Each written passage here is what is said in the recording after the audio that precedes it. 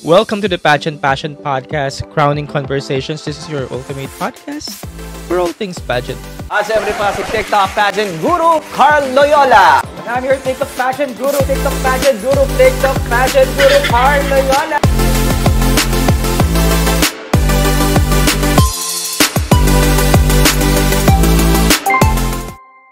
What's up everyone? Carl Loyola again. Good evening and happy Saturday night. Happy weekend everyone. So ayan, eto na naman ulit tayo sa isang live stream ngayong end of month, end of August 30th. Christine, hello. Alon, hello. Kenneth, hi me. Hello Daddy. So yeah guys, ang topic natin ngayon ay everything, anything under the sun. Kahit ano kasi wala naman tayong topic. Kung ano-ano lang na gusto nyong itanong, yon ang ating sasagutin ngayon at ating pag-uusapan dahil tapos na nga ang mga tapos na ang mga local or national pageant dito sa atin. Wala na tayong inaabangan. Mutya na lang. Tama ba?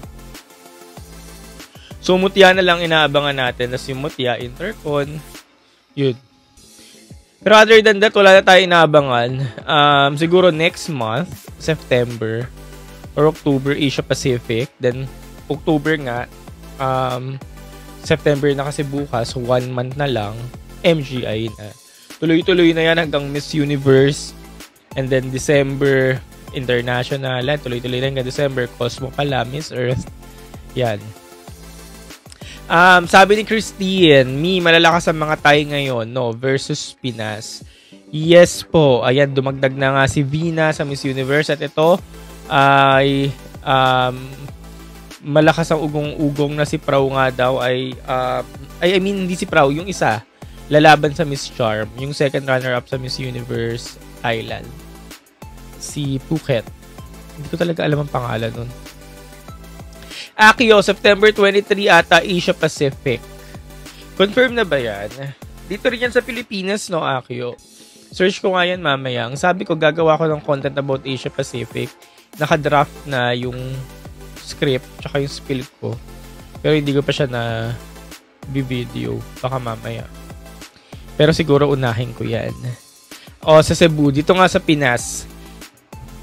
Kung hindi ako nagkakamali kay Eva, patalinhog pa rin yan, no? Asia Pacific. Parang inalok na ata ako. O nilista na ata ako dyan para mag-media. Pero hindi ko alam kung tuloy. Sabi naman ni Josh, may Miss Indonesia na ba sa MU? Wala pa. Ongoing pa lang din. Ang Miss Universe Indonesia. Pero may malakas na dyan eh. May binabantayan siya na malakas. Ano pangalan? Binabanggit nyo na to sa akin dati na kuya kumusta si ganun. Nakalimutan ko na yung pangalan niya. Maganda siya. O baka maganda lang sa photos. Hindi ko pa alam sa movement. Basta yun yung binabantayan siya. Pero syempre, malakas pa rin ang Thailand versus Philippines. And yun, yung ibang mga Latin countries. Tingnan natin kung magkakaroon ulit ng bakbakan. Parang yung bakbakan ni Selena Santos Frias last year. Naalala nyo ba Selena Santos Frias? Selena ba yun, Selena? Selena Santos Frias tsaka si Ita Limora. Ang bakbaka nilang dalawa. Tingnan natin kung magkakaroon. Pero excited ako ngayon sa Miss Universe. Yung sa Thailand. Kasi sa Thailand siya gagawin. Yung ngayon. Kaya excited ako. Thoughts naman daw kay Emma Tiglao. Yun nga sabi ko nga kanina, 2 months from now. So, bukas September na, so 1 month na lang. Talagang kaabang-abang si Emma. Ang gusto ko lang na mangyari kay Eva, yung styling niya, kailangan iba-iba talaga pagdating sa MGI. Especially yung hair niya. Nakakita na nga ako sa mga pageant pages, sinasabi, paikliin daw ang buhok ni Emma, gawing short hair or kulayan para maiba lang. Kasi nga, ganun nga daw ang grand, ganun ang definition ng grand. Pero, siguro hindi naman na kailangan paikliin. Iba-iba lang. Ay, hindi. Maikli kasi yung buhok niya. So, minsan, malamang, mag-extension siya. Tapos, minsan, mag-short hair yan. Parang Shanice Palacios. Nakikita ko nga sa kanya si Shanice Palacios eh. Sabi naman ni Daniel, thoughts nyo dun sa outfit ni Atisa Now? Actually, napa-comment ako dun. Sabi ko, gustong-gusto ko yung look niya. Yung punta kayo sa Miss Universe Philippines stage sa Instagram, dun ko siya nakita. Mag-host siya ng Miss Universal Ball ata. Naka-black siya, napaka-daring, fierce, sophisticated. Ibang Atisa yung pinakita niya. Yun yung pinaka, or siguro isa sa mga nagustuhan kong look niya. Kasi, outside the Atisa mold yung look na yon. Hindi siya yung typical na Atisa look na lagi natin nakikita. And bagay naman sa kanya. Bagay naman pala. Parang tahimik daw ang Indo. Maingay India, sabi naman ni Jukash. Bakit nga kaya? No? Hindi sila ganun kabardagul. Hindi katulad ng mga naunang taon. O baka nagsawa na sila, or baka feeling nila wala naman ikakaingay dun sa mga candidates nila, bakit pa mag-iingay? So parang okay lang, ganyan. Ayan, sabi ni Roxy, tama dato bago-bago hairstyle ni Emma. Totoo no, Roxy, no? Kung gagalingan talaga ni Emma, Kuya Carl, sure win tayo, sabi ni Akio. For sure, gagalingan ni Emma. Gagawin niya lahat. Ang magiging kalaban ni Emma dyan, si Nawat. Kung ibibigay talaga ni Nawat yung back-to-back. Or kung wala talagang mag-outshine kay Emma. Depende rin kasi sa kalaban ni Emma. Parang last year sa CJ. Si CJ ginawa naman talaga lahat. Naglupasay. Ginalingan talaga ni CJ lahat. Ginalingan niya, ginawa niya lahat. Pero wala, nandyan si India. So si India pa rin talaga yung napili. So ganun din yun. Depende sa mga kalaban ni Emma. Pero ako kampante ko kay Emma. Kaya niyan top 5. Kasi nga, matiglaw siya. Kailan laban ni Anita? Sabi kanina September 23 daw, Miss Asia Pacific. Sabi naman ni The Majesty, based kay Attorney JV, Atisa is shooting a tourism video for the PH, Danaang Cotabato and Quezon. Napaka-busy naman pala. Fly lang si Atisa, no? Tapos may mga ganaps pa, no? OMG, ang ganda ng topic. Wala nga tayong matopic. Malakas si Emma, Kuya Carl. Malakas po, Sab. Hindi ba kayo nalalakasan? Ako, for me, malakas siya. Kasi nga, siya si Emma Tiglaw.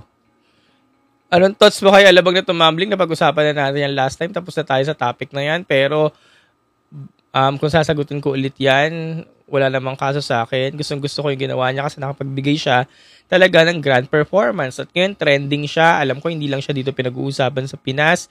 Pati sa ibang bansa, kumakalat na din or nagsisirculate na yung video niya. Kaya, nag-iwan talaga siya ng marka. So, ganoon na rin yun. Kunyari, ako si Alabang, kung feeling ko dehado ko, hindi na rin ako magta-title, edi might as well, mag-iwan na lang din ako ng marka para tumatak ako. And then, sa susunod na sali ko sa ibang pageant, malakas na ako, may fanbase na ako, or isa na ako sa kaabang-abang. So, nagpakilala siya. So, walang kaso sa akin yun. Though dati, nachichipan tayo sa mga ganong galawan, pero kasi ngayon na-embrace na natin siya. Basta natural dun sa babae, mukhang natural. And yun yung requirement ng pageant. So, bakit hindi na lang natin tanggapin?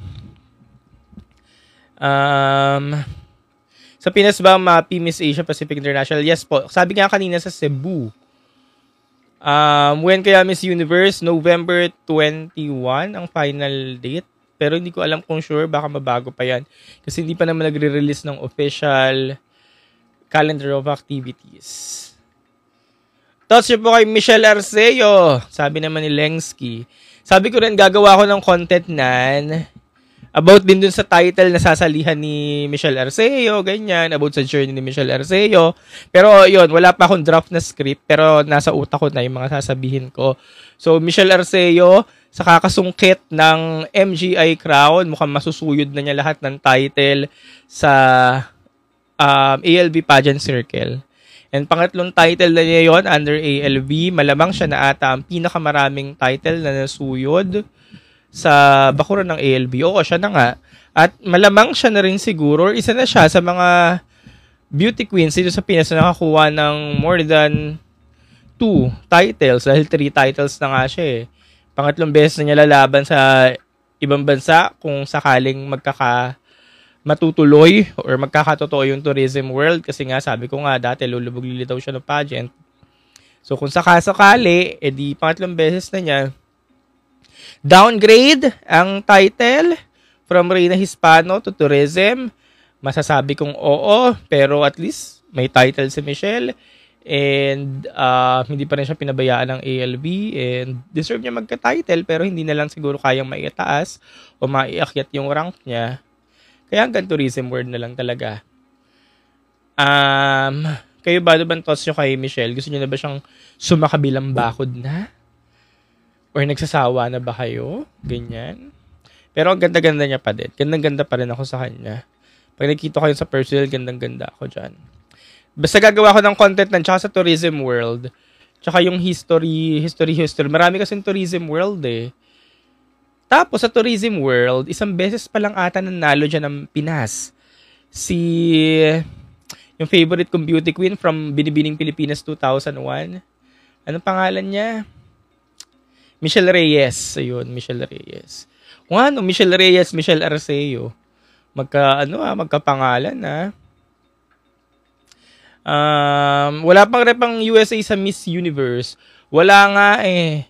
Arnelia Farmer. Wala pa po. And kilala naman natin ang Miss USA. Nagpapadala sila ng mga representative. Minsan, 1 week na lang bago mag-MU. Minsan, isang araw na nga lang nangyari ata yun sa kanila. Para 3 araw na lang, 1 araw na lang. Yun, ganun sila. Tsaka may issue ata pa ang Miss USA pageant. Kaya siguro yun yung isa sa mga dahilan kung bakit hanggang ngayon wala pa rin silang pageant. Sabi naman ni Universal Pageants, gut feeling ipapanalo sa Emma Mala Rachel, Isabella Menin, yung datingan. Parang may official crowning PH. Basta wala na siguro makikita si Nawat na iba pang standout. Universal Pageants. Kung alam nyo yon, yung kung wala na parang Rachel Gupta. Kasi last year, di ba, si Rachel Gupta talaga nangingibabaw ang ganda. Ang lakas talaga ng appeal sa stage. Hindi mo siya maikakaila kahit tayo mga pageant fans. Nakita natin si Rachel Gupta noon. Alam natin na ito yung mahigpit na mga kalaban ni CJ. Alam nyo yan, yung mga content ko noon, puro Rachel Gupta. May mga content pa ako sasabi ko, Rachel Gupta, mga kalaban ni CJ. Hanggang siya talaga yung nanalo. Basta wala tayong makikitang ibang ganun at feeling natin, si Emma lang talaga yung mukhang nangingibabaw, ibibigay at ibibigay naman talaga yan. Sabi naman ni Akyo ulit, legit ba hiwalay na sa org ang MUPH? Ay, hindi po legit, guys. Hindi po totoo yun. Ito sabi ni Akyo, legit ba na hiwalay sa org ang MUPH at Cosmo? Yung MUPH at Cosmo, iisang org lang sila, under Empire. Okay? Dati, ang national director ng Cosmo, si Jonas. Ngayon, si Paulo Arevalo. Si Sir Pau, under din siya ng Empire. Kumbaga yung designation lang ang nag-iba-iba. Yung designation ng bawat tao. Kumbaga si Sir Jonas, siguro focus na lang sa MUPH.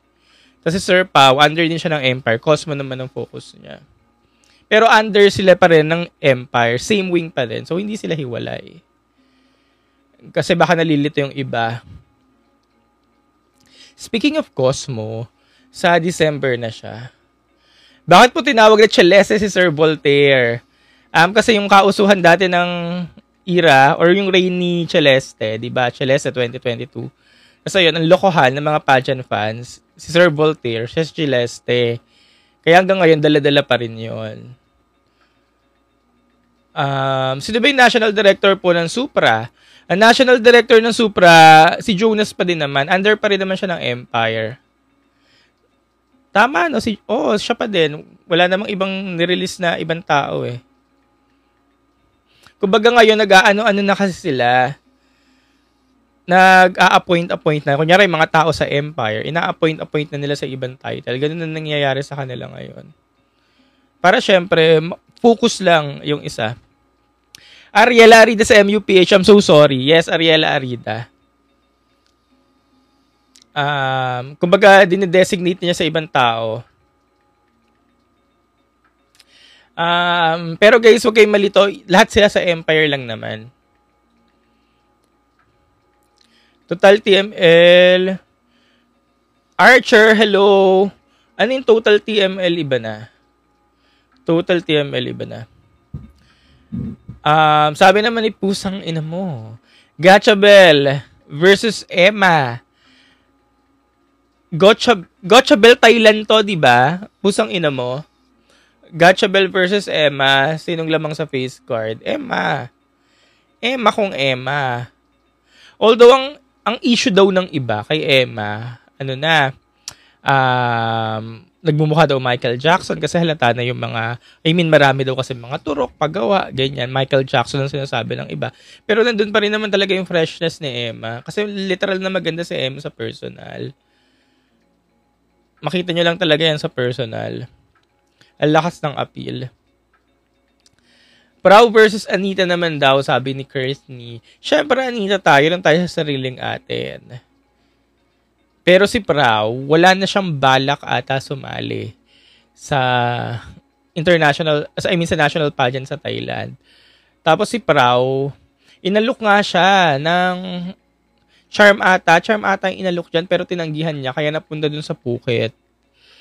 Tapos si Prau, pambansang first runner-up na rin siya, no? Tama, no? First runner-up kasi lagi siyang first runner-up. Maliban na lang dun sa isang runner-up placement niya ng MUT 2020. No, lagi siyang runner-up. No? Gagawang ako ng content dyan kay Prau. Na runner-up. Sabi ulit ni Pusang ina mo, Phuket versus Cyril niyan. Syempre kay Cyril pa rin. Cyril Payumo. Saan po ba yung may-ari ng franchise before ang Miss Asia Pacific? Ito, sabi ni user 638, saan po ba yung may-ari ng franchise before ang Miss Asia Pacific International before nag-Empire? Sa Mutya ng Pilipinas po. Asia Pacific. Mutya ng Pilipinas. Guys, tama, no? Mutya ng Pilipinas, bago binitawan nila sa punta sa Empire. Kasi ang huling Asia Pacific sa Mutya ng Pilipinas, nakalimutan ko na. 2022 yon. Yung huling Asia Pacific na Mutya ng Pilipinas. So, nawala yun sa Mutya. Nung binitawan nila yon bilang pumalit Intercon. 2023, naging top crown ng Mutya ang Intercon kasi nawala ang Asia Pacific. Pero ang tagal hinawakan niya ng Mutya. Ang Asia Pacific, bata pa ako, nasa Mutya na yan. As in, nasa Mutya ng Pilipinas yung Asia Pacific. Nagkaroon pa yan ng reality show noong 2005. At ang nanalo doon si Jeda Hernandez, one of my favorite Mutya ng Pilipinas queen. Mutya ng Pilipinas Asia Pacific, Jeda Hernandez. Darlene Kabungko, ayan, mga favorite ko yan. Malakas po ba si Atisa ngayon? Yes po, kasi Atisa manalo siya. Akio ulit, Kuya Carl, agree ka ba na Rabia Mateo Miss World 2025? Hindi na po. Kasi nakapag-Miss Universe siya. Nakapag-Miss Universe na siya. Para sa akin, kapag nakapag-Miss Universe ka na, okay na. Okay na. Kuya Carl, wala po bang pageant? Magaganap ngayong September. Asia Pacific, September 23. Pero local pageant, September. National, sa mga girls, wala na. Feeling ko tapos na tayo. Pero sa mga male pageants, meron, September. Miss Teen International, preliminaries nila. Ngayon ata, ang preliminary na Miss Teen International, Anne Margaret. Last name ni Anne Margaret. Anne Margaret yung lalaban siya. Galing Miss World Philippines. Request, sabi ni Archer, comparative analysis of Empire Jonas versus ALB pageant. Kasi hirap gumawa yan. Actually, assignment ko na yan dati, Archer Kaso ayoko ipag-compare yung dalawa kasi may mga strengths sila na wala tong isa. Tapos meron tong isa. Tapos yung weakness nila, ito din. Ayoko lang ipag-compare kasi baka mag-cause siya ng kung ano man. Pero, ano ba? Alam nyo na yun kung ano yung, Margaret Mercado ba? Hindi ba Castro? Yung tiga Quirino? Mercado ba last name nun? Basta yung bata maganda. Siya yung Miss Teen International. Courtney, it's a coincidence that in MUT 2022, Anne won. And the runner-up was Miss World. First runner-up and Opal won. It's a coincidence that in MUT 2022, MUT 2022, Ansu Nangayam, nanalo siya, and the runner-up was Miss World, first runner-up. Runner-up, Miss World. Hindi ko maintindihan. Runner-up, first world, and opal won. Anyways, pusang ina mo ulit. Kuya, hindi ba lumaban si Cyril nung sa Mutya ng Pilipinas? Lumaban siya. Alam ko na tuloy yung international pageant niya ni Cyril noon. Nung nagmutya siya, 2019 yan, di ba? Tapos, lumaban siya, napadala siya. Tapos siya yung title. Si Cyril pa yung nag-title noon.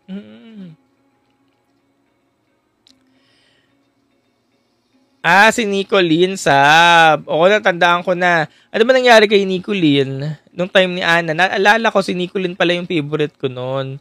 Nung sa MUT 2022, nung time ni Ana. Sorry, hindi ko na nakalimutan. Hindi ko na maalala sa sobrang dami nangyayari. Hala, yung memory ko. Kailangan ko na ng mga memory plus. Kuya Carl, do you think may kandidatang mag-uwi ng corona this year, 2025, sa mga bagong nakoronahan? Sa mga bagong nakoronahan, so kunyari, sabihin natin, Big Six. Siyempre, Supra tapos na. Or sa Alpha 6 na pageant, Supra tapos na. So, mamimili na lang tayo sa Universe. World tapos na rin pala. Sa International, sa Grand. Earth, yun na lang pagpipilian natin. Ang hirap kasi magsalita, Sedge. Wala pa akong masabing merong mag-uuwi ng corona. Pero top 5, nananalig ako, lahat sila malakas, makaka-top 5 silang lahat. Pero yung mismong corona, kahit si Atisa, hindi ko rin masabi. Totoo po ba na may board director sa Binibining Pilipinas na humaharang? Sabi ni user 638. Na humaharang for them to acquire a new crown. Ayan ang chika. Pero, actually, nakakarating din sa akin yung chikang yan. Pero hanggang hindi naman nakakumpirma, wala namang confirmation. So, wala tayong dapat paniwalaan.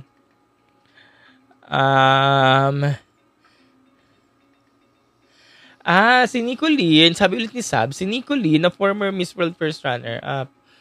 Si Nicolene, lumaban ng Miss World. Kabat siya si Opal na ngayon ay Miss World na. Hindi ko talaga sa ulo kasi mga lumaban ng Thailand eh. So, si Nicolene nag-Miss World siya, tapos nag-first runner-up siya. 2022 to. Tama ba? 2023, sorry. 2023, nag-ano si Opal. Si Nicolene ang lumaban nun. Tapos siya yung nag-first runner-up. Tapos ngayon si Opal na. So, may connect, ganyan. Oh. Edi good for them. Kuya Carl. Hello, Esguera Johnson International. Kuya Carl, tos kay Miss Grand Thailand. First runner-up, Charmaine. Is a threat to Annabelle. Hindi ko sila kilala. Miss Grand Thailand, first runner-up. Si Miss Grand Thailand, first runner-up, Charim. Siya yung lalaban sa Globe. Ganyan. Threat ba siya kay Annabelle? Hindi ko nga kilala yung Charim eh. Pero pag Thailand kasi ang sash, threat yan lagi pag sa Pilipinas. Kasi yan lang naman naglalaban eh. Kasi hodang sino siya, basta Thailand ang sash nan. Threat yan lagi pagdating sa Pilipinas. Pero syempre, mga Philippine beauty queen, hindi nila i-consider as threat yan. Kailangan hindi tayo threatened. Pero yun yung matindi nating kalaban. Basta naka-Thailand sash yan. Thailand sash yun. Or Indonesian sash. Yan lang naman pag sa Asia eh. Ayun lang kakompetensya sa Continental Queen. Ganyan. Kailan po Miss International? November daw. Archer ulit. Agree ka ba na bigger pageant ng Miss Grand Philippines? Archer. Actually, oo.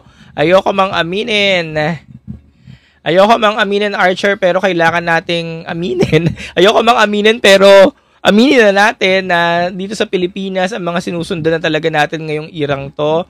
Miss Universe Philippines, Miss Grand Philippines, Miss Grand International pagdating ng October, at Miss Universe pagdating ulit ng November or December, yung 4 lang yon.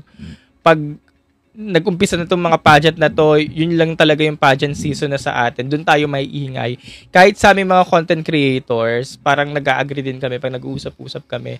Ito yung mga season na may ingay, malakas ang engagement. Pag nag-post ka, kahit sa YouTube ko, pag nag-post ako, ang daming views, hindi nilalangaw. Or dito sa TikTok, pag nag-post ako, pag ito yung mga topic, hindi talaga nilalangaw.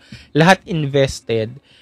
So yun, pag nag-Miss Universe Philippines season na, mga first quarter of the year, tapos Miss Grand, yung gitnang quarter ng taon, then Miss Grand International, October, then last quarter, Miss Universe. Yung 4 lang yun. Agree kayo, di ba? Yun yung may ingay tayong lahat.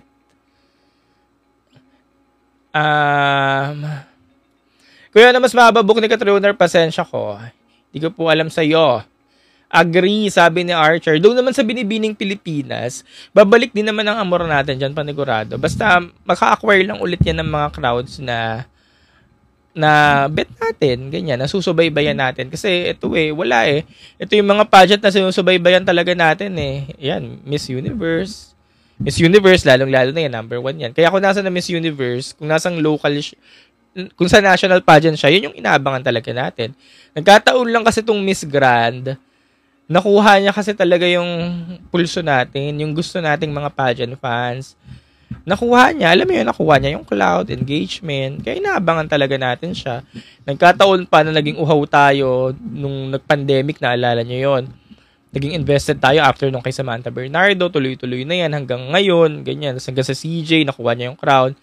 Ito ngayon, alam niyo yon, yung momentum, yung excitement, nakuha niya, kaya yun, inaabangan talaga natin. Kaya nga itong October, ito si Emma pa yung lalaban, magiging maingay talaga ulit yung pageant na yan. Kaya nga maglalaan ako ng oras dyan eh. Parang every year. Hindi man ako makapunta ng Thailand, pero every year mag-aabang talaga ako. Tapos mag-create ako ng content dito sa YouTube tsaka sa TikTok.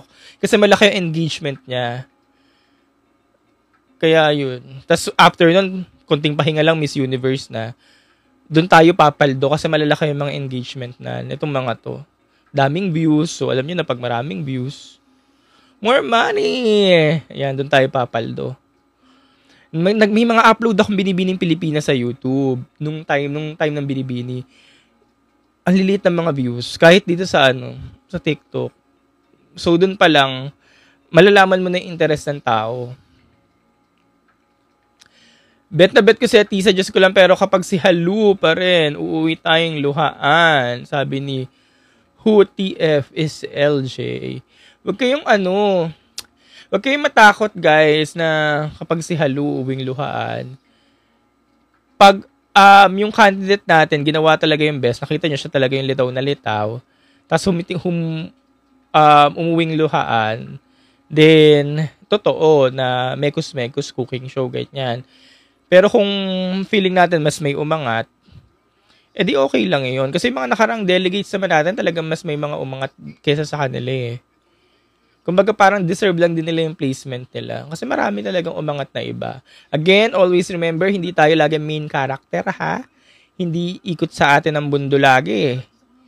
Kaya kung feeling natin at alam naman natin, obvious naman lagi na may mas umaangat talaga sa mga delegates natin, okay lang yun.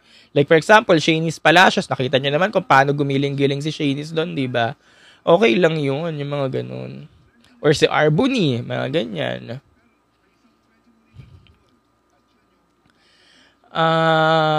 Tsaka nangyayari na rin yan dati. Yung Donald Trump era pa lang, di ba? Alam nyo naman ang nangyayari yan. Di na nga pumapasok ang mga Pinay nun eh. Ng Donald Trump era eh. Hindi ko naman sinasabing tanggapin na lang natin kasi nandyan na. Pero ang akin lang, wala naman tayong magagawa. Hindi natin control. Yun. Kuya, since nagsimula na Miss Grand International pageant, wala talaga silang judges. Yes po. Ito, sabi ni Sedge. Hanggang ngayon, wala pa rin judges. Basta na what pageant, wala siyang judges. Nakita nyo to Miss Universe Thailand, wala rin siyang judges. Solely, sinawa talagang pumipili, tsaka yung mga galamay niya. So, wala talaga silang judges. So, itong Miss Grand, panigurado, wala ulit siyang judges. So, ang pipili lang dyan si Nawat, si Teresa, si Mama Teresa, tsaka si CJ. Kaya huwag kayong matatakot kay Emma kasi nandyan si CJ. Ito pala, nandyan si CJ. May isang alas, si CJ. Siyempre, hindi yan pababayaan ng Philippines. True ba yung magkakaroon ng Miss Grand Universe from MU? Hindi po, huwag kayong maniwala. Guys, ito, usapan tong Grand Universe. Hindi ko alam kung saan nyo nakuha yan. Wala namang pinost sa social media ng Miss Universe social media or Miss Grand. Wala namang pinost, di ba? So, hanggat walang pinupost sa mga official pages nila, huwag kayong maniniwala. Pag may pinost na, doon na tayo maniniwala. Okay? Ang context ito, Miss Grand Universe, sa Miss Universe pageant daw, tama ba? Sa Miss Universe pageant daw, pipili ng isang Miss Universe title holder tsaka isa-isang Miss Grand Universe. Or sa Miss Grand ba? Tama ba? Sa Miss Grand Universe, yun sila pipili ng Miss Grand Universe tas ayun yung lalaban sa Miss Universe pageant. Ganun ba yung context nan? Itama nyo nga ako kung ganun yung context. Basta ganun daw yan.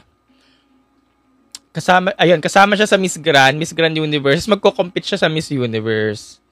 So, walang confirmation yan na wag muna kayo maniniwala. Baligtad me. O, basta ganun yung context niya. Basta wala maniniwala. Pero kung magkakatotoo man yun, pwede siya magkatotoo. ang gulo ng train of to. Pati ko, nagugulan ako sa sarili ko ngayon. Yung ano ko, Leo, oo, baligtad. Pati ko, nagugulan din ako sa sarili ko ngayon kung ano sinasabi ko. Sorry guys, medyo bangag ako ngayon Basta yun, yung train of thoughts ko ang gulo. Tapos, pwede siyang mangyari. Yung mga ganyang eksena, pwede siyang mangyari. Kasi nga, sinawat, siya na yung mataas, Mataas yung position niya, di ba? Sa MU. So, pwede siyang mangyari. Tapos baka nga siya na yung pinakamalaking share, di ba? So, pwede siyang mangyari. Although, hindi siya confirm ngayon, pero pwede siyang mangyari. At kung mangyari man yun, wala naman tayo magagawa. Kasi nga, may say siya sa organization. Pero kung mangyari man yun, nachichipan ako. Ang cheap. Parang ako naman, gusto ko lang, yung Miss Latina Universe nga, umaalma na tayo na nachichipan tayo may mga Latin countries na, tas meron pang isang nakasuot na sash na Latina ba yung suot niya yung sash? Miss Latina, tama ba? Miss Latina. Latina yung suot na sash, di ba? Parang ang chipanga. Pero wala naman tayong magagawa kasi nandyan na. So, dagdagan nyo pa ng Grand Universe, di ba? Ayun. Pero ayun nga, again, wala naman tayong magagawa. Hindi natin control kasi pageant nila. Kaya, give na natin sa kanila. Next question. Parang pag nangyari yon mas mataas na grand kung ganun. Para nangyari yon mas mataas na yung grand. Mas mataas pagdating, mas mataas para sa kanila kasi sila yung organization Pero siguro sa ating mga pageant fans, depende kasi yan sa paniniwala. Kung tayo ay naninindigan at naniniwala pa rin na ang Big Four ay ito lang, mas mataas pa rin talaga sa atin itong mga Big Four na kinasanayan natin. Parang ako hanggang ngayon, hindi talaga ako naniniwala na matatanggal ang Miss Earth sa Big Four kasi solid na yun dyan. Nakasemento na. Hindi siya mapapalitan ng MGI. Never. Ni sa hinagap, hindi. John Gerald, hello po. Courtney, can Philippines compete in Miss Universe Latina like Reina Hispano-Americana? Depende sa Miss Universe Latina na yan kung magbabago yung requirement nila. Kasi nga, kaya siya tinawag na Miss Universe Latina kasi mga Latin countries lang. Ngayon, paano magkakaroon ng Pilipinas kung Miss Universe Latina? Tanggalin na natin yung word na Latina sa Miss Universe na tayo. Kaya doon siya nagiging komplikado. Kaya nga, parang lagi natin sinasabi, ano ba yung Miss Universe Latina na yan? Nandun na rin naman lahat ng mga bansa sa mismong Miss Universe. Kung may Miss Universe Latina, bakit hindi na rin tayo gawa ng Miss Universe Asia, Miss Universe Europe? Sila din lang yung paglaban-labanin natin. Kaya itong Can Philippines Compete in Miss Universe Latina, hindi na yan pwede mangyayari kasi magiging komplikado na lahat.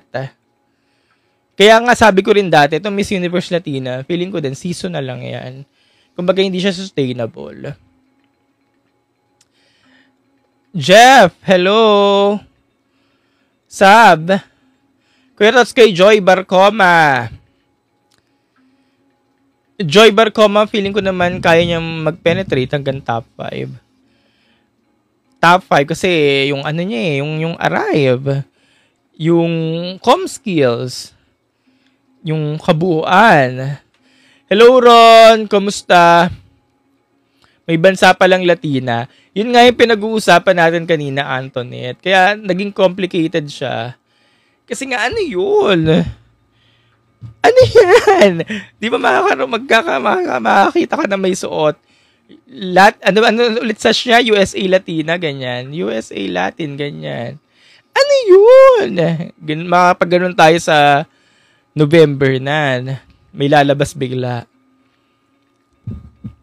5th round sa Miss Universe and Miss Earth naman, sabi ni His Ordinary. 5th round sa Miss Universe and Miss Earth.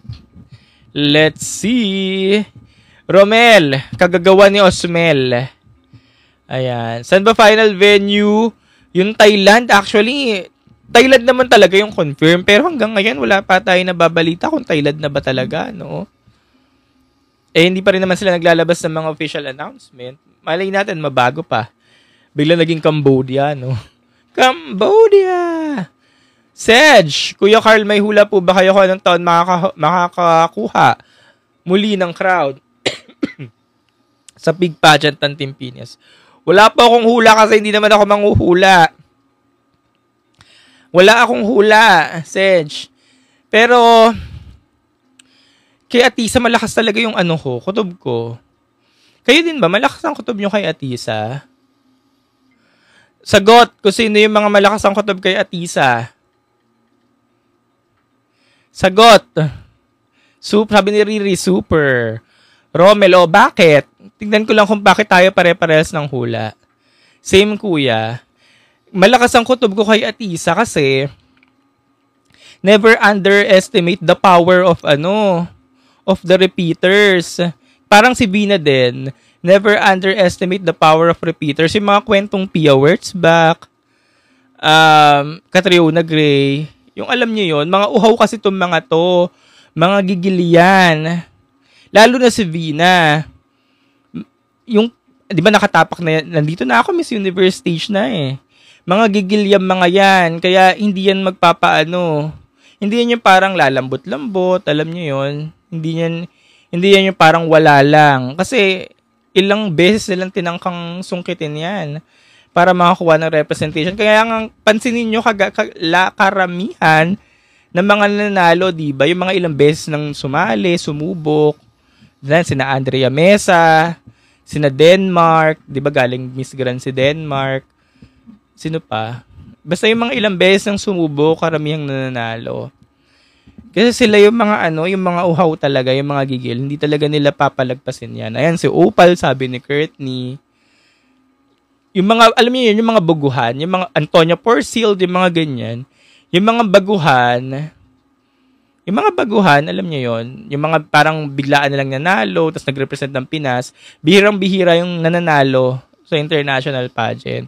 As in, bihirang-bihira yung ganong kwento. Siguro once in a blue moon, ganyan. Pero karamihan ba, lalo na ngayon, ang mga nagpe-penetrate talaga yung mga repeaters, yung mga ilang beses talagang nagtangka.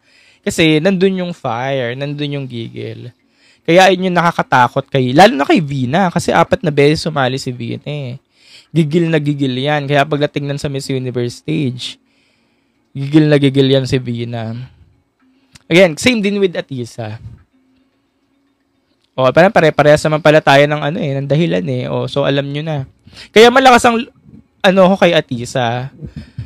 Mas alam nyo yun, mas kampante, ganyan. Actually, even Emma Tiglaw eh. Emma Tiglaw, ayan, Joy Barcoma. Kasi mga yan eh, mga veterana yan, yung alam yung pabalik-balik na lang. Alam nila yung mga galawan, ganyan. Actually, pare-pareha sila eh.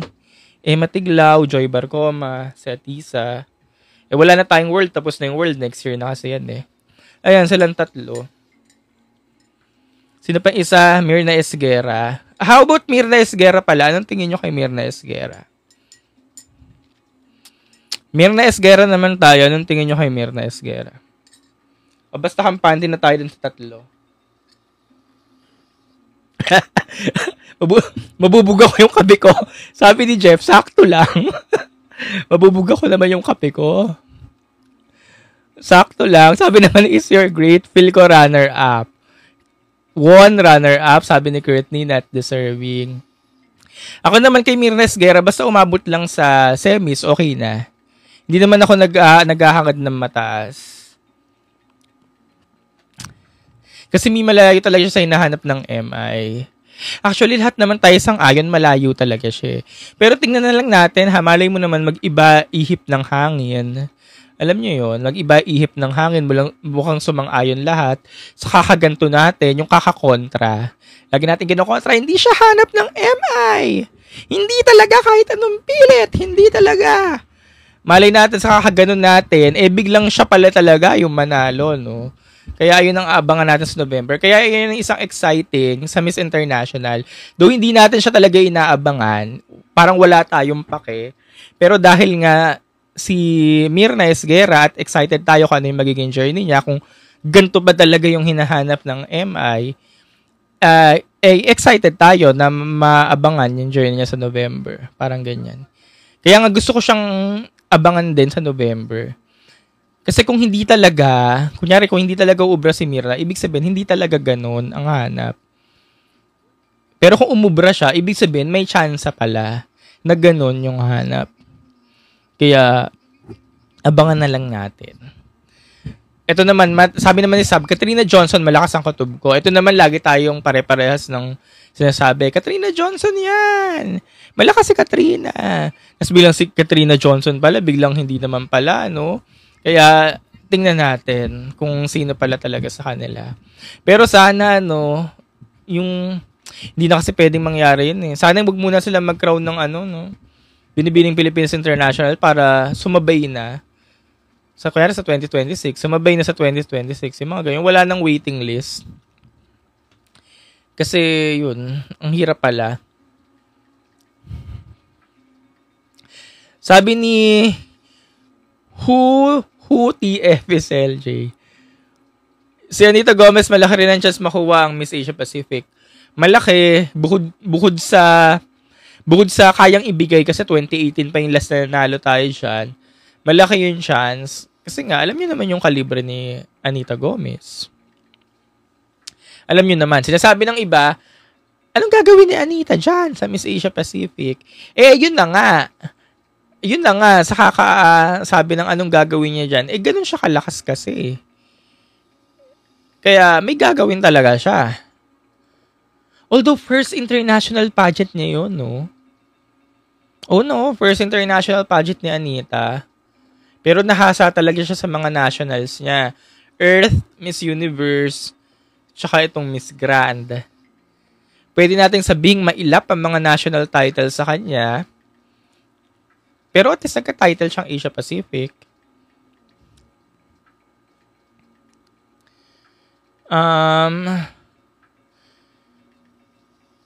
Emma Tiglaw, na pag-usapan na natin kanina. Ano bang balita niyo sa Binibining Silka? Talaga ba? Nagpaparamdam ba sila ulit? Binibining Silka. Naalala ko to. Ang inaugural edition ng 2013. Silka, di ba yung ginaganap sa Ilocos? 2013 ang inaugural edition nan. Tapos yung first winner nan, si Patricia Reyes. Si Patricia Reyes. Na naging co-host ko pa. Chelsea Fernandez, kuya. Cosmo naman si Chelsea Fernandez. Malakas po ba si Chelsea Fernandez? Opo. Sabi ko nga, gagawa ulit ako ng content nun kasi ang lalakas ng mga pinadadala natin sa sa Cosmo. Diba ngayon, second edition, Chelsea Fernandez, ang lakas. Pero, baka kasi hindi ibigay sa Asia ang corona. Kasi Indonesia yung nanalo last year. Second edition ng pageant, baka iikot muna nila yan sa Europe or sa Latin countries, ganyan. Ayun. Pero sana, kung kakayanin naman, Wala kasi kung tiwala sa ano eh.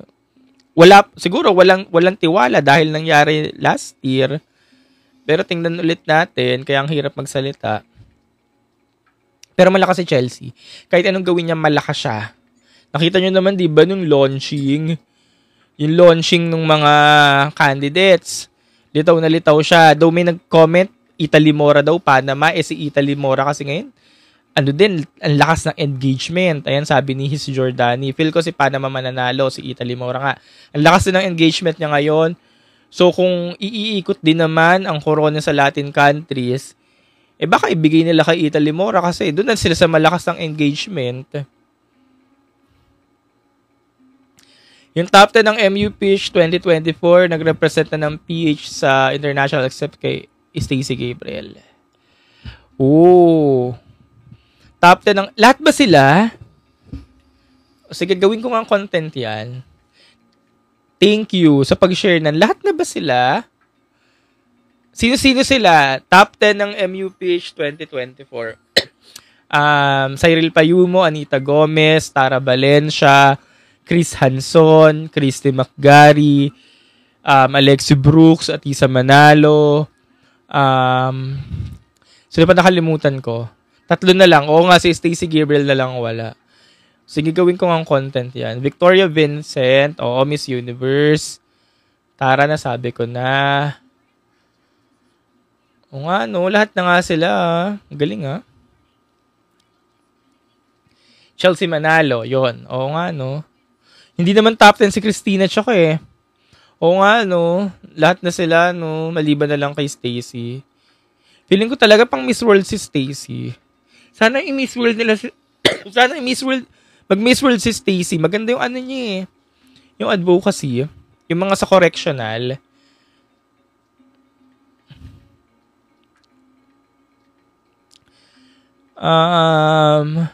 Tsaka sa Miss World, wala tayong problema sa height. Basta princessy ka. Princessy. Basta princess ang datingan mo. Princess ang datingan ni Stacey. Miss Elite Me. Ano meron sa Miss Elite? Di ba si ano na yan? Sofia Santos? Miss Elite Global? O, Sofia na yan, di ba? Sabi naman ni Cosi Daniel, kung is according kay ChatGPT, so far, Atisa is the most polished Miss Universe ready and at threat. Si ChatGPT kasi kumukuha lang naman yan ng information kung ano yung nasa loob ng internet, ng World Wide Web. Syempre, si Atisa Manalo ay kilala, hindi lang sa Pilipinas, kundi sa lahat talaga. Sinusubaybayan siya, Southeast Asian pageant fans. Kaya siya talaga kilaman ng internet. Kaya siya yung nasabi ng ChatGPT. Kaya malaking tulong kay Atisa talaga yun, yung clout and engagement para manalo. Kaya Atisa versus V na lang yan. Yung Miss Universe 2025. Sa November, Atisa versus V na lang yan. Maniwala kayo. Wala nang... Sinasabi natin malalakas sa mga Latin countries. Malalakas sa mga Latin countries ngayon. Nandito sa Ecuador. Si Chile, ganyan. Pero wala silang clout. Walang mga clout sa mga pangalan ng mga yan. Knowing Nawat. Nandiyan na si Nawat. Clout and engagement. Very important yan. Kaya... Atisa versus ano lang yan. Vina.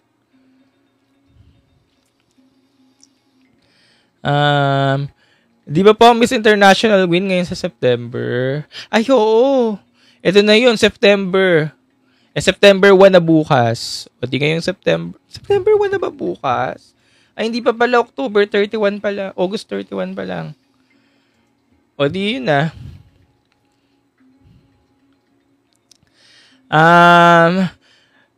The only problem for Miss World is that we don't know what prototype are they looking for. Sabi ni It's Me, ay sino itong sabi? Sabi ni Courtney, ang problema lang daw natin sa Miss World is hindi daw natin alam. Alam natin ang prototype sa Miss World. Alam natin yan. Kahit kayo alam kong alam nyo. Ako alam kong alam ko. Ang problema sa atin, hindi natin alam or yung organization kung sino ipadadala nila. Alam niyo yan, guys. Ang tagal na natin pinag-uusapan yan dito. Na ito yung Miss World. Ito yung Miss World, pang Miss World siya. Pero pagdating kasi dun sa pageant mismo, sila yung nagkakamali. Or baka kasi walang ibang sumasali. Paano ba sabihin? Walang malakas na sumasali. Paano ba? Walang malakas na sumasali na pang Miss World, pero alam niyo yung prototype ng Miss World. Alam niyo din naman kung ano yung hinahanap ng Miss World. Ang problema, walang pang Miss World na sumasali. Tama ba? Walang pang Miss World na sumasali. Ang gulo-gulo ko na naman. No, sa roster ng Miss World, kunyari Miss World pageant na, Miss World Philippines pageant, walang pang Miss World Philippines talaga. So, ang nagiging tendency, binibigay na lang yung koronang Miss World Philippines dun sa sikat. Pero hindi sila pang Miss World Philippines. Gets nyo ba? Gets nyo ba yung pinagsasabi ko? Feel kami ibibigay kay Bina yung crown this year. Teka lang, dun muna tayo sa Miss World Philippines. Gets nyo ba? Though noong 2021, may malapit na sana si Miss World Philippines eh. Sino to? Naalala niyo si Geniel Krishna? Noong 2021, ayun yung pinakamalapit sa Miss World prototype. Tapos reporter pa. Field reporter. Pero nangyari second runner-up. Yun na yung, feeling ko lang yun yung pinakamalapit. Pati yung beauty nun. Yun na yung pinakamalapit pero naging second runner-up. Tapos after nung 2021, wala na akong makitang iba. Wala na. So, ibinibigay na lang yung mismong title dun sa malalakas. I mean, sa may hype na candidate. Yung malalakas. Pero hindi sila pang Miss World Philippines prototype. Ay, sikat malapit. Nakalimutan ko pala. Pero nung pandemic, iniisip ko kasi pandemic na eh. Nung nito na. Yun.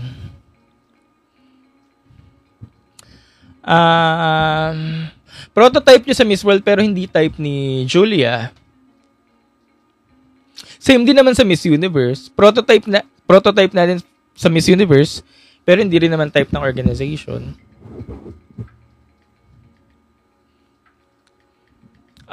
Yun na sana Face of Beauty sana mag-MWP. Actually galing na siyang sino ba? Yun na sa Face of Beauty. Si Nikki Buenafe ba? O si Jean Bilasano? Mga galing din yan Miss World Philippines eh. Kasi hindi talaga binigay sa kanila yung title. Yung reigning si Nikki Buenafe, Luis, galing din siyang Miss World Philippines last year. Pero hindi niya nakuha yung title. Parang multinational ata yung binigay sa kanya.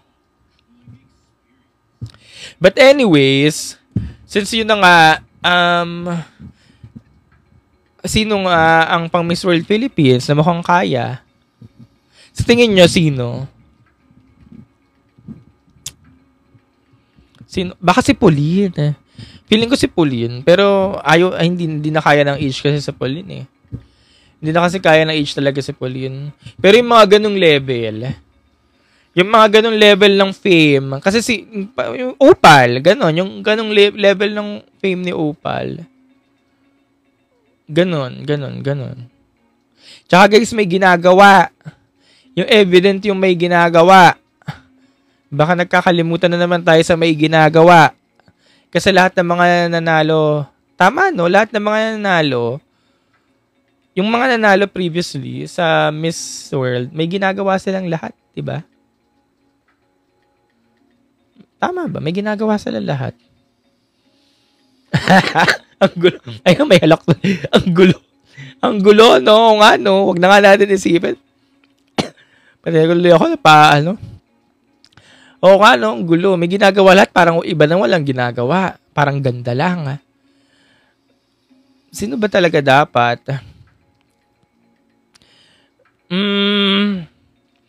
So, ganda lang dapat? Okay na? Ganda lang ba talaga dapat? May ginagawa? Ganda lang? Anong gusto nyo? Ganda lang? Sikat? Gabby Garcia daw. Valerie West. Actually, sa lahat ng mga pinapakita at pinakilala, si Valerie West pa lang talaga yung mukhang kayang, ayan, sabi rin ni Rodel, ni Rog. Valerie West pa lang nakikita kong potential this time. Maganda rin kasi yung kwento niya, yung nilalatag niyang kwento ngayon, maganda din eh. Na umuwi ako dito, i-represent ko yung Igorot, yung mga ganon, Ifugao Tribe, yung mga ganon. Mga magagandang kwento. Dalia Vardeda. Wala tayong problema sa height sa Miss World. Basta princessy. Princessy na naman. Basta princessy. Basta wala siyang basta princessy pagdating sa finals. Or basta malakas ang aura. Parang ganun siya eh. Miss Baguio daw, Nicole Borromeo, Kisses de Lavin, ayan na naman kayo. Sa mga Rabia Mateo, Doctricia Martinez. Sa ano pa naman yan, 2026 yung pageant. Miss World Philippines. Siguro mga first week yan first quarter ng 2026. Kasi, syempre, baka 2026 yung susunod na Miss World. Tala Jean. Basta pag finals, mukhang magde-debut daw yung look. Oo. Sige, tapos na tayo sa Miss World Philippines. Tapos na rin tayo sa Miss International. Ano nang sunod natin? Tapos na rin tayo sa Miss Universe. Ako, wala akong problema kay Stacey Gabriel Leo. Nabanggit ko nga yan kanina, sabi ko, ba't hindi si Stacey Gabriel? Oo nga, no? Bakit hindi siya? Sabi ko rin kanina.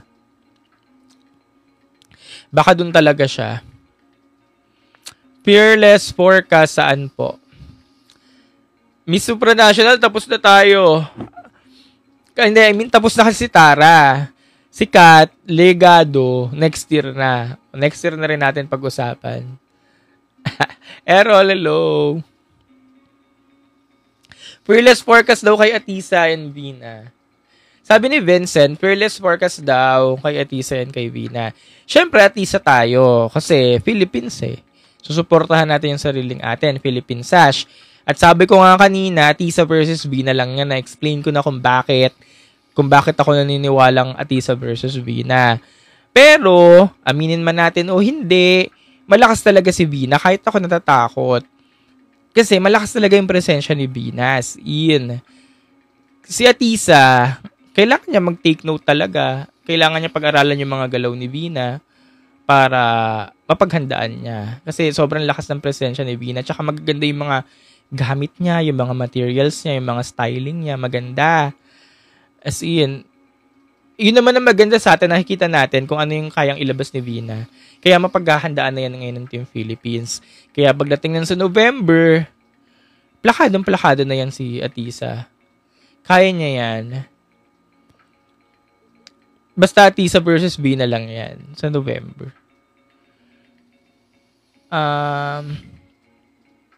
Michelle Arceo po, may laban ba siya or tuloy pa pageant or crowd niya?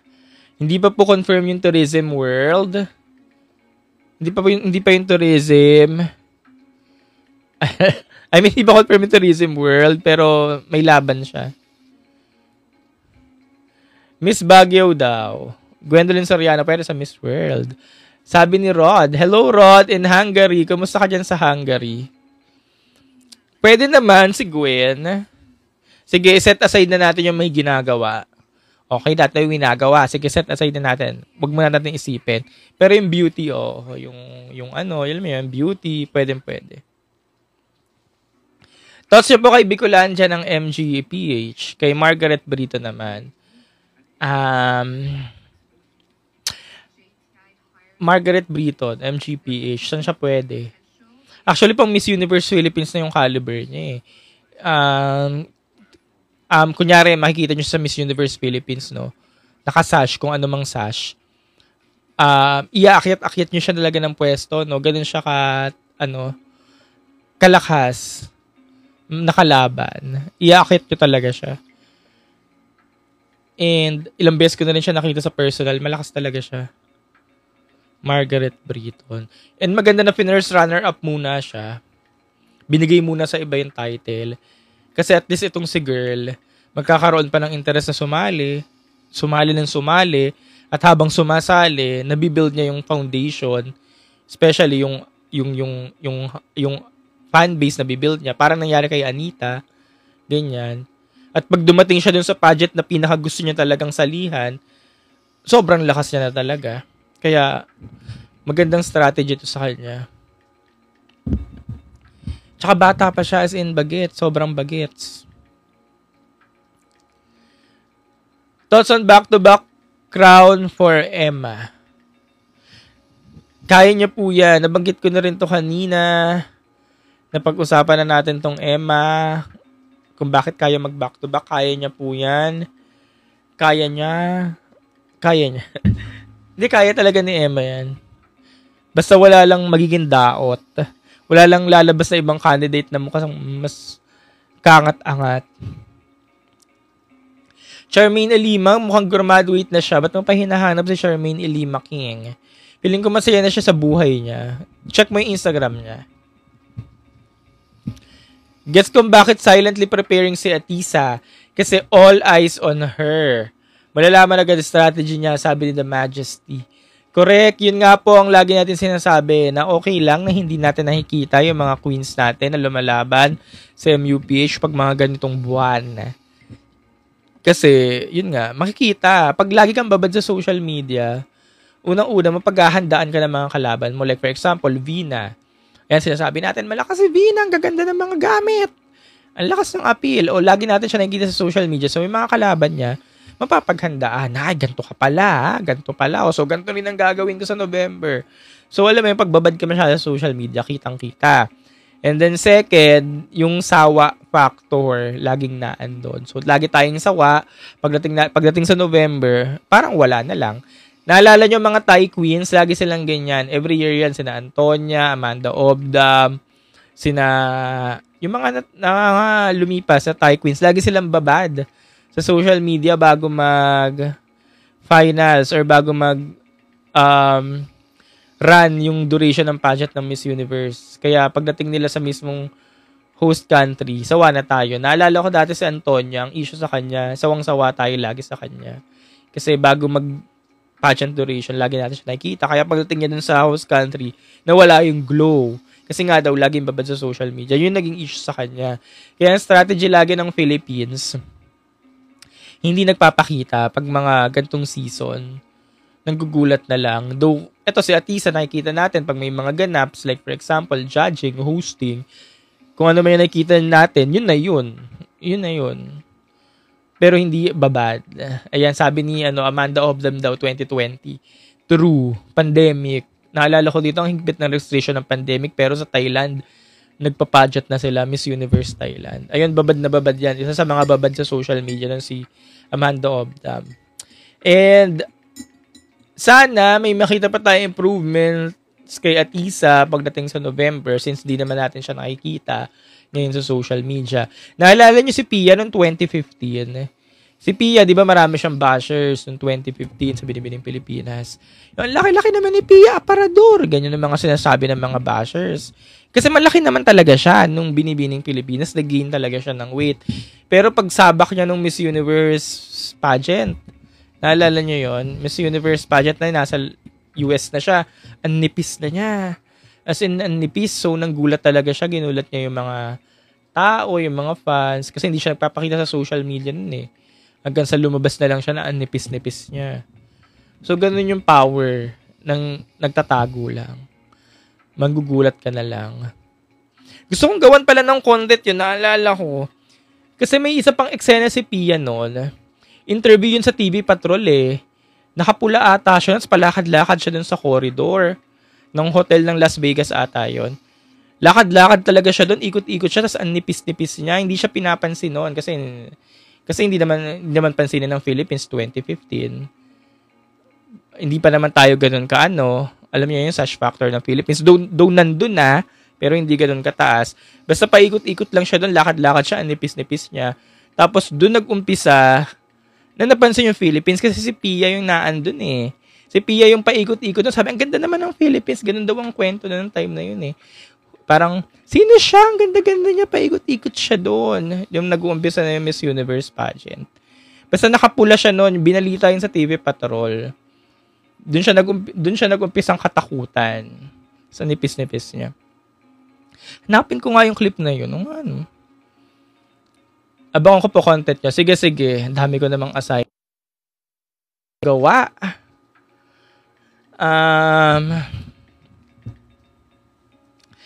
Ano pa? Tapos na tayo sa Miss Universe. Courtney Miss Lavinia 2015 incident. Si Miss Lavinia, yung may sakit. Parang tapos, anong sakit ni Miss Lavinia? Yung umano yung kabila, parang na-paralyze yung kabilang mukha. Diba? Ayun yun. Yung parang sa bathroom, nahimatay na lang, tapos na-paralyze yung kabila. Ayun natin yung sakit niya.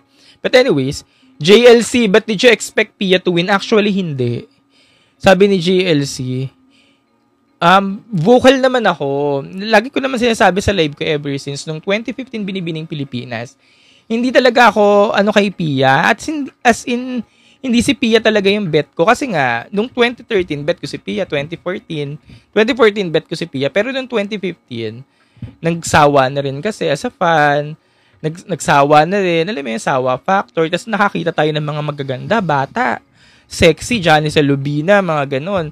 Janice Lubina, Christy McGarry. Although mga repeater na si Christy McGarry kasi galing na siya mutya. Bet ko pa nun si Kim,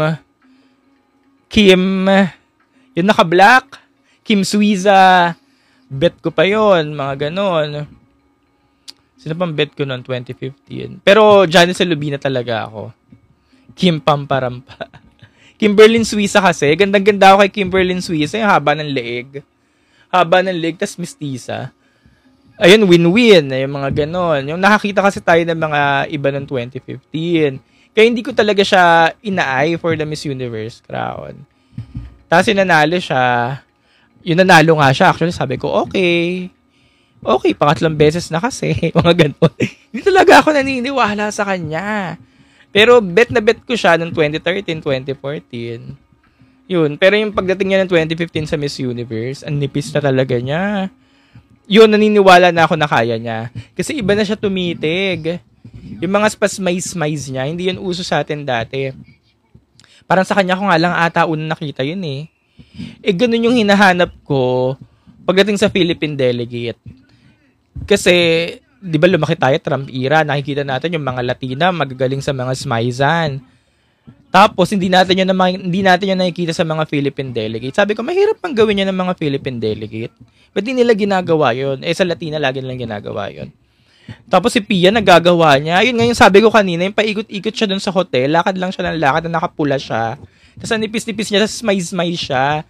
Tapos, dun na talaga nag-umpisa na, siya na nga yung isa sa kinatatakutan. Kasi nga, ang ganda-ganda niya ng time na yun. Yun. Tapos yun, from there, tapos nag-preliminary competition. Sabi ko, kaya nito mag-penetrate. Yun. Hanggang sa siya yung nanalo. High expectation kay Pia was top 15 only. Basta wag lang maputol ang streak. Di ba ikaw din, JLC? Top 15 pa nga expectation mo eh. Kasi yung time na yun, nag-top 5 na sina Shamsi, di ba? Venus, Shamsi, Janine Togonon. Top 5, pero ikaw top 15 na expectation mo. Yung first runner-up niya nga, hindi ko na in-expect yun eh. Di ba first runner-up dapat siya? Hindi ko na in-expect yun. Tapos bilang winner. Galing, no? Sober iconic talaga si Pia. Kaya nga si Pia yung pinaka inspiration. Ano ba tawag doon? Inspiration. Yung para pinaka na-inspired ka. Na mag-try lagi, wag susuko. Si Pia talaga. Kasi halos lahat sinukuan na siya ng 2015 sa Binibining Pilipinas. Parang konti na lang yung naniniwala kay Pia. Parang, ano ba yan? Nandito ka na naman. Sali ka ng sali. Hindi ka na dadala. Pero siya pa talaga yung magbabalik ng corona ng Miss Universe sa Pilipinas after 43 years. Siya pala talaga, no? Yung parang hindi mo ako pinanalo-nalo dati. Ako lang pala yung magbabalik ng corona ng Miss Universe after 43 years. Hindi kayo naniniwala sa akin. Yung mga ganun. Kaya siya talaga yung pinaka-ano ko ngayon. Actually, hanggang ngayon naman, siya yung pinaka-ano ko. Inspirasi. Sa IG photo ni Pia before mag-MUT, hindi niya ramdam. IG photo ni Pia before mag-MUT. IG photo ni Pia before MUT. Joven, hello, yes, until now. Super relevant pa rin si Pia. Ang ganda ng story niya sa MMK, si Liza Soberano yung gumanap sa MMK. It's timing. Yes, it's all about timing and destiny. Kaya after nun, yun, naniniwala na talaga ako sa about timing and destiny. Yung pag may hindi ka nakukuha, okay lang yan. Pag hindi mo nakuha ngayon, kasi makukuha mo rin yan sa susunod na araw. O kaya pag hindi mo nakuha ngayon, okay lang yan. Kasi ibig sabihin, di para sa'yo. Mas may magandang para sa'yo. Ayun. Yun lang lagi ko iniisip. Pia words back. Pia words back. Kuya, totoo ba na wala dyan sa MUT 2025? Sinawat lang daw. Yes po, wala. John Rex, wala. Rod. Tsaka hanggang ngayon, yun nga sabi ni Joven kanina, relevant pa rin daw si Pia. Tsaka ang gustong-gusto ko kay Pia, laging siyang, pag may nagpapapicture, lagi siya nagpapapicture. Kasi ilang beses ko nakakasama nakikita sa event, pag sa mga nagpapapicture, game na game siya lagi. Kasi hodang kung sino man yan o hindi. Kaya, kayo, Ann Collins po, kuya. Kaya Ann Collins po, thoughts mo, kuya. Kaya Ann Collins, thoughts mo, kuya. Si Ann Collins, napansin ko na lang yan, finals ni ng 2015. Tapos, nung finals, kaya ako siya napansin ng 2015, gustong-gusto ko kasi yung styling niya. Tapos, morena siya noon, straight hair, na kahit kumbia gowns pa sila noon eh. Yung kumbia gowns niya parang Oksana Fedorova na ganoon lang. Tapos straight hair. Hindi ko siya napapansin noon ng 2015. Napansin ko na lang siya, nanalo na siya. Okay din pala daw yung mga ganun.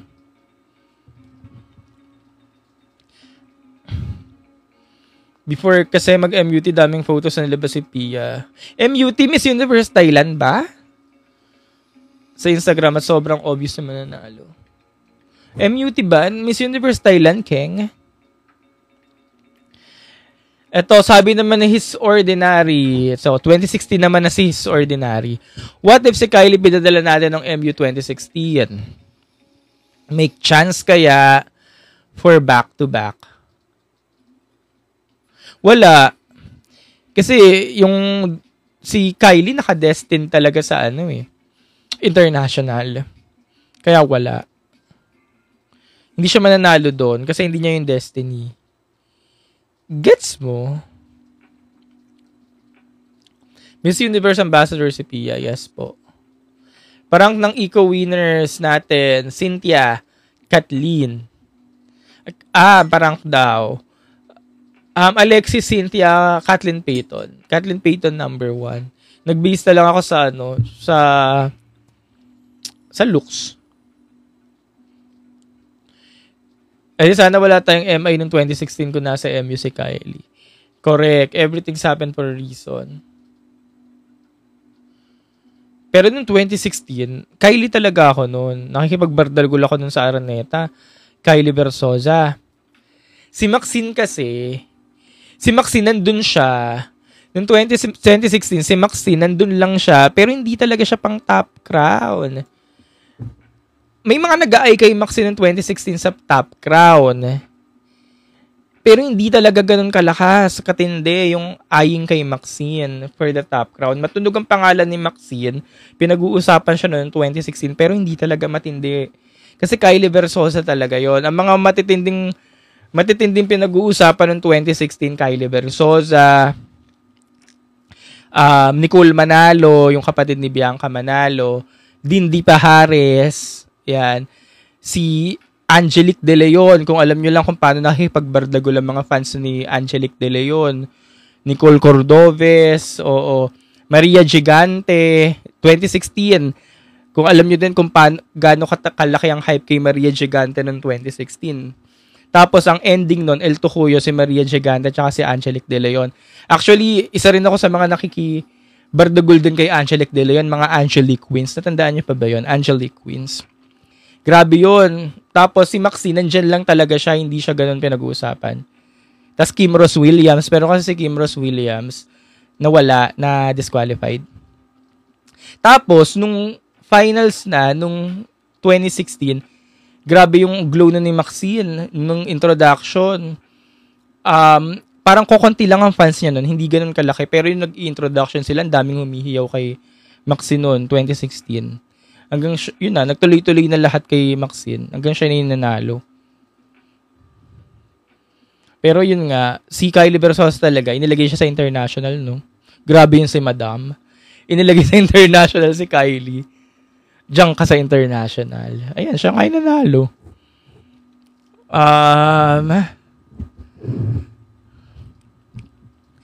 Prediction mo sa placement na Tisa.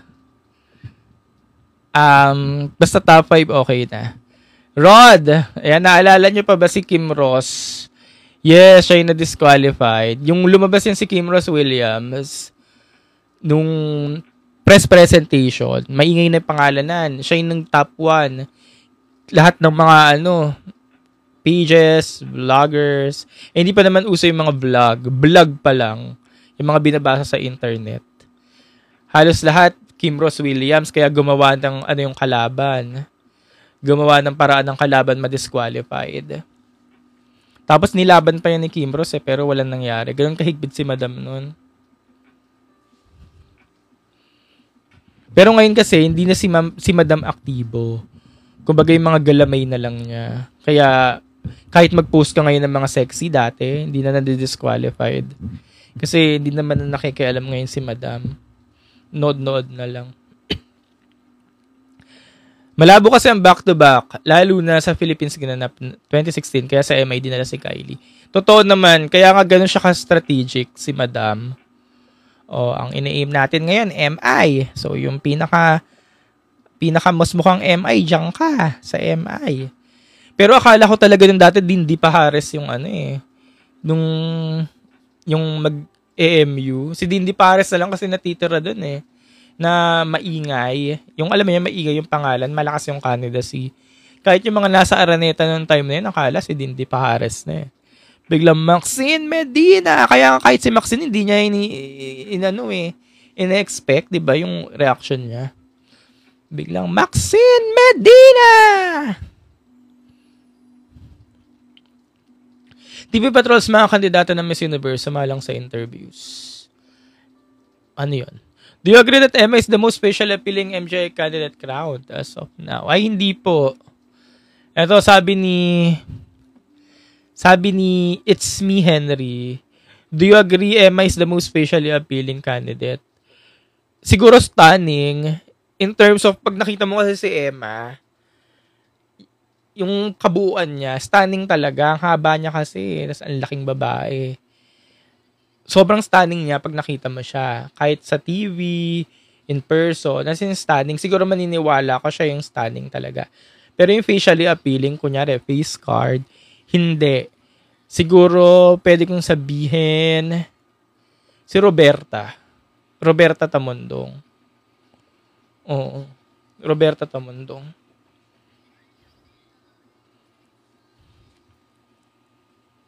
Ay, hindi po ako nanood nung MGI. It's Me and nasa bahay lang ako. Para makapag-live agad. Pwede pa rin sa Emma sa MU. Pwede pa din. Kasi wala namang age limit. Nikki Demura, sobrang ganda. Sabi ni Joven. Okay lang. Hindi ako ganun Minsan, hindi kasi ako fan ng buhok ni Nikki. Unique siya. Yung buhok niyang ganon, unique siya, pero hindi ako fan. Pero kay Roberta, iba talaga yung ko kasi kay, na-starstruck ako kay Roberta na nakita ko. Tapos bata. Although pares lang naman silang bata. Pero iba yung ganda ni Roberta. Roberta Angela Santos Tamondong! Iba yung pagka-Pinay niya. Pinakamagandang kapapangang beauty queen na nakita mo. Pusang ina mo. Pinakamaganda beauty queen pero pinakamaganda kapampangan beauty queen na nakita mo. Sino ba mga kapampangan? Nagbigay ka nga ng example. Miss Supra, sino what mo sumali? 2027 if ever may gusto sumali. Kung sasali sa Supra, guys, dadaan lahat sila sa accredited partner. Sasali sila ng MUPH kasi doon binibigay ang Supra. So, sino ba? Kasi pwede daw ulit ng repeater. Wala. Okay na ako.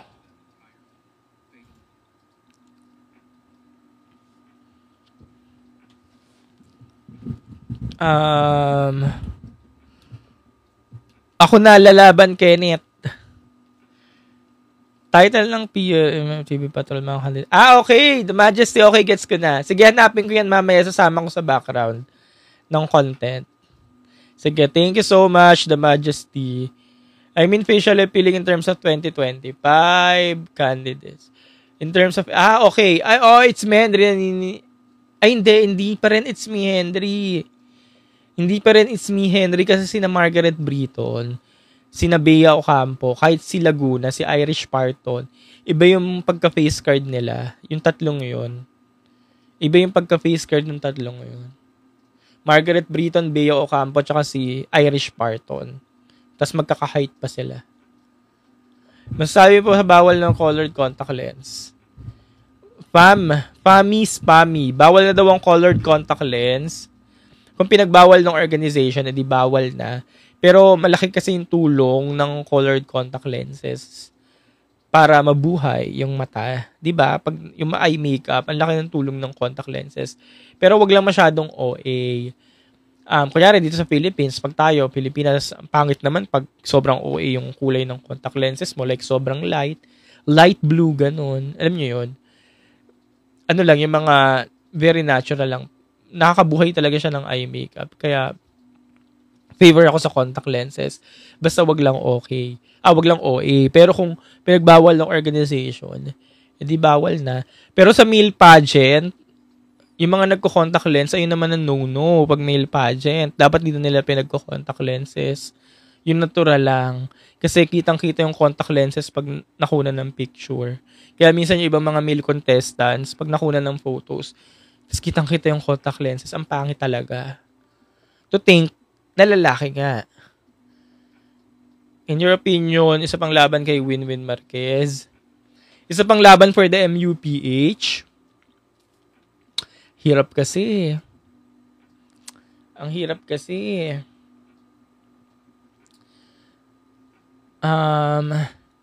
Sana ipagbawal yung veneers. Yung veneers naman, di mo na siya maipagbabawal.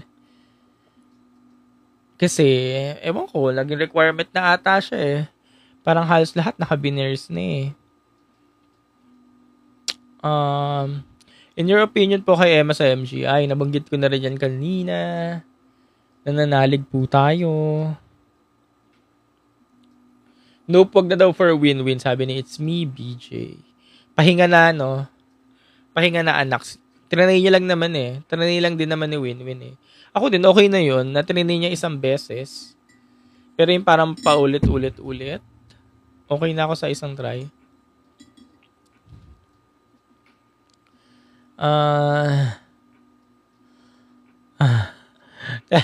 Ang bilis. Sino mas facially attractive? Sino mas facially attractive daw? Atisa, Celeste, or Gazzini? Magaganda sila, iba-iba yung ganda nila, hindi po ako makapili. Kasi itong mga choices mo na sinabi, yan na yung mga facially most top 3 facially appealing delegates na sined natin sa Miss Universe pageant. Atisa, Celeste, Gazzini, yan na yung tatlong yan eh. Tsaka, again, iba-iba naman tayo ng definition ng ganda. Pero siguro, ayan, dahil pinapili mo ako, kung may gusto akong mukha, kunyari babae ko, o babae ka, sino yung gusto mong gayahing mukha? I'll go kay iba-iba talaga yung ganda nila, no? Sino kaya? Celeste. Si Celeste na lang yung kamukha ko. Kung papipiliin ako sa susunod na buhay. Every 3 years, 2019, 2022, 2025, Gazzini, Celeste, and Atisa. Celeste Loyola. Ang dami ko na magiging boylet. Kamukha ko si Celeste. Ito na yung katawan, pinalit lang ulo ni Celeste. Guys, ito yung katawan. Pinalit lang yung ulo ni Celeste. Pero walang kipay, charot. Last two standing sa MU, ang PH at TH. Ito naman, sabi naman ni Mark, last standing daw ang PH at Thailand sa MU. Naniniwala akong Bina versus Atisa, pero parang imposibleng Thailand versus Philippines sa top 2. Biling ko baka may bilang sumiko. Ako dyan. Baka bigla may ibang bansang sumiko. Ako dyan sa spot mo. Ganyan. Excuse. Wala, hindi ko na naubos yung kape ko. Dami pa. Wait. Sana yung MPE na mag-compete ulit mga Elemental Queens. Sayang kasi ang potential, no? Ang bilis ng comment section. Wait lang. Rating mo po kay Miss Grand Occidental. Hindi ko na siya matandaan. Sorry. Tapos mo po kay Joy Barcoma. Ay, nasagot ko na yan kanina. Joy Barcoma, Emma Tiglao, at Isa Manalo. Yan silang tatlo. Sila yung malakas ang kutob natin na kaya. Sana ba guys na ulit ang sponsor sa MU. Tsaka nila. Makatsaka naman si The Majesty. Tingnan natin kay Sir Jojo. Feel ko po mas maganda si Sherman Gamboa. Ay, oo. Walang duda. Parang di rin relatable yung si Demura. Same with Celeste. Walang it factor. Ayan, sabi ni Zax yan. Siya nagsabi na. Actually, parang yun yung naging nila. Common denominator. Ng dalawang yun. Though, sobrang nila talaga ganda. Extremely beautiful. Pero baka yun nga, yung naging kulang dun sa dalawa. Sherman Gamboa. Yes, Kuya Sherms. How many streak if Celeste wasn't unpleased? Nakalimutan ko na. O nga, no? Guys, ang tanong, pang ilang streak na ba daw kung hindi na unpleased si Celeste? 14 na. Tama, no? 14 na dapat. Tapos 15 si Michelle. 16. 13? Sabi ni Buko, just 13. Okay, 13 daw. 13 daw. Tapos 15 years na sana. Okay. Ngayon ko lang na-realize puro frontrunners mga nananalo sa pageants this 20. Ay, ito. Ngayon ko lang na-realize, sabi ni Mark, ngayon ko lang na-realize puro frontrunners mga nananalo sa pageant this 2025 sa Philippines. Kasi baka yan na yung trend. Baka kasi guys, nandito na tayo talaga sa trend, no? Na since, yun nga, malulubat na ako. So, yun nga, pageant ngayon, puro business na, ganyan. Business, clout, engagement. So, itong era na siguro to, 2025 and above, ito na ata yung start na pag sa pageantry, importante na frontrunner ka, malakas ka, marami kang fanbase. Kasi, panigurado, ikaw talaga yung aangat. Kasi nga, ito na yung era natin. Kaya, yan, Atisa Manalo, Joy Barcoma, Emma Tiglao, even Krishna Gravides, nung time niya last year, sila talaga. Kasi, sila yung malakas, malakas yung, sila yung malakas sa tao, nasa kanila yung pulso. And, yun nga, sabi natin, business. Kaya sila talaga yung naandyan. At wala tayong magagawa kung sila yung pinili ng organization. Kasi sila nga yung mabilis ilako. Alam niyo yun, mabilis sila ilako. Pagdating nila sa international pageant, mabilis yung suporta. Kasi majority, sila yung gusto. Sige, Michelle D, 2023, di ba? Si Michelle D ng 2023, kaya lahat ng suporta na kay Michelle D kasi siya yung gusto ng karamihan. Kaya hindi tayo nahirapan noong 2023. Kaya nga baka nandun na yung trend ngayon talaga. Kaya ayun, sa mga susunod talaga na sasali, alam mo yun, kahit sa pageant, kung gusto mo talagang sumali, kailangan ngayon pa lang, mag-ipon ka na ng fanbase, ganyan. Clout, engagement, ganyan. The Majesty, example, Chelsea Manalo, exactly, hati-hati, or hindi 100% na support nakuha niya. Kasi, hindi rin naman siya gusto ng tao noong time na yon. Nandun si Atisa Manalo, na bet si Atisa, ganyan. Yun, may nag-comment kanina, fresh faces daw. Fresh faces naman daw, ganyan. Ang hirap nga kasi sa fresh faces, mahirap nga ilako pag nasa international pageant or pagkatapos mismo ng pageant. Parang ganun. Siguro nare-realize itong mga pageant na ito ng mga organization yung differences sa fresh faces nga versus sa veterans na after ng pageant kung sino yung mabenta, alam niyo yun, kinukuha ng mga ganaps, ng mga sponsors, ng bla bla bla, ganyan. Kaya ganun yung nangyayari. At ganun talaga, hindi natin, again nga, yung mga ganito, hindi natin control. Sino yung Miss Manila kasabay ni Beatrice? Jasmine Umali. Bakit? King Constantine. Ayan, ang haba na ng live natin. Sana gumagawa na ako ng content. Alas 11 na pala. Anyways, guys, sa isang oras na ako. Yun na lang muna siguro. Babalik na lang ulit ako bukas. Ayan, ang dami-dami pa natin dito. Weekend kasi walang pasok. So again, happy Saturday. Magandang gabi. And ingat kayong lahat. Bye-bye. Siyempre pa si TikTok pageant guru, Carl Loyola. And I'm your TikTok pageant guru, TikTok pageant guru, TikTok pageant guru, Carl Loyola.